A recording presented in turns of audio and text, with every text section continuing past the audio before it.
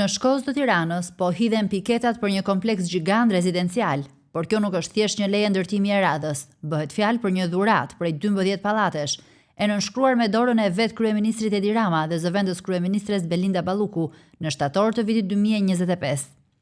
Përfituesi, kompania Arben Trans 2010, e krijuar nga ish zyrtari i bashkisë dhe bashkëpunëtori i Erion Veliajt, Arben Maloku. Por këtu nis skandali. Kjo kompani nuk është një emër i panjohur për drejtësinë. Përkundrazi, njerëzit që e drejtojnë formalisht, babai dhe vjehri i Malokut janë përballur me pranga dhe dënime për abuzime flagrante.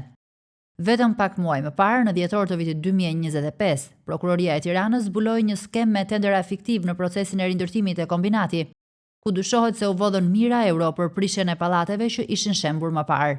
Jo vetëm aq, administruesi i kompanisë është dënuar më herët edhe për ndërtimin e një kulle pa leje te Myslimshyri, kushtoi 4 kate mbi projektin fillestar. Në çdo shtet normal, një kompani e dënuar për ndërtim të paligjshëm dhe nënhetim për vjedhje të fondeve publike do të ishte përjashtuar nga çdo tender apo leje.